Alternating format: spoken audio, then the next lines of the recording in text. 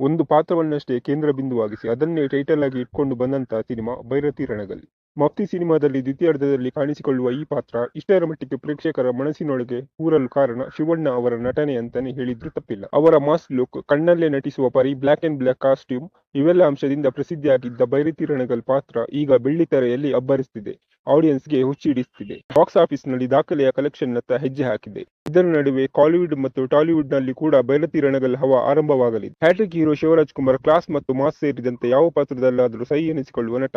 ಇಂತಹ ಕಾರಣಕ್ಕೆ ಶಿವಣ್ಣನವರ ಅಪಾರ ಅಭಿಮಾನಿ ಬಳಗವನ್ನ ಸಂಪಾದನೆ ಮಾಡಿದ್ದಾರೆ. ಈಗಾಗಲೇ ಜೈಲರ್, ಕ್ಯಾಪ್ಟನ್ ಮಿಲ್ಲರ್ ನಂತ ಚಿತ್ರಗಳಲ್ಲಿ ನಟಿಸಿದ್ದಾರೆ. ಹೊರ ರಾಜ್ಯದಲ್ಲಿ ಕೂಡ ಅವರಿಗೆ ಅಸಂಖ್ಯಾತ ಅಭಿಮಾನಿ ಬಳಗ ಇದೆ. ಇದೇ ಕಾರಣಕ್ಕೆ ಭೈರತಿ ರಣಗಲ್ ಚಿತ್ರವನ್ನು ತಮ್ಮ ತಮ್ಮ ಭಾಷೆಯಲ್ಲಿ ನೋಡುವ ಆಸೆಯನ್ನು ಅಲ್ಲಿಯವರು ವ್ಯಕ್ತಪಡಿಸಿದ್ದಾರೆ. ಹೀಗಾಗಿ ಈಗ ಭೈರತಿ ರಣಗಲ್ ಚಿತ್ರ ಆಂಧ್ರ ಮತ್ತು ತಮಿಳುನಾಡಿನ ಪ್ರೇಕ್ಷಕರ ಮುಂದೆ ಬರ್ತಾ ಇದೆ.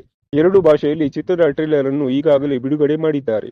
ಚಿತ್ರದ ತೆಲುಗು ಟ್ರೇಲರ್ನ ನ್ಯಾಚುರಲ್ ಸ್ಟಾರ್ ನಾನಿ ಬಿಡುಗಡೆ ಮಾಡಿದ್ದಾರೆ. ಶಿವಕಾರ್ತಿಕೇಯನ್ ತಮಿಳು ಟ್ರೇಲರ್ನ ರಿಲೀಸ್ ಮಾಡಿದ್ದಾರೆ. ಇನ್ನು ತಮಿಳಿನಲ್ಲಿ ತಮ್ಮ ಪಾತ್ರಕ್ಕೆ ಖುದ್ದು ಶಿವಣ್ಣ ಅವರೇ ಧ್ವನಿ ನೀಡಿರುವುದು ವಿಶೇಷ. ಎಪಿ ಇಂಟರ್ನ್ಯಾಷನಲ್ ಸಂಸ್ಥೆ ಭೈರತಿ ರಣಗಲ್ ಚಿತ್ರವನ್ನು ತಮಿಳುನಾಡಿನಲ್ಲಿ ಬಿಡುಗಡೆ ಮಾಡುತ್ತಿರುವುದು ಮತ್ತೊಂದು ವಿಶೇಷ. ತೆಲುಗಿನಲ್ಲಿ ಮೈರಾ ಕ್ರಿಯೇಷನ್ ಚಿತ್ರವನ್ನು ಬಿಡುಗಡೆ ಮಾಡ್ತಾ ಇದೆ. ಆಂಧ್ರ ಮತ್ತು ತೆಲಂಗಾಣದಲ್ಲಿ ಭೈರತಿ ರಣಗಲ್ ಚಿತ್ರವನ್ನು ಇದೇ ನವೆಂಬರ್ 29ರಂದು ಬಿಡುಗಡೆ ಮಾಡುವ ಪ್ಲಾನ್ ಇದೆ. ಈಗಾಗಲೇ ಭೈರತಿ ರಣಗಲ್ ಚಿತ್ರಕ್ಕೆ ಕರ್ನಾಟಕದಲ್ಲಿ ಅಭೂತಪೂರ್ವ ಪ್ರತಿಕ್ರಿಯೆ ಸಿಗ್ತಾ ಇದೆ.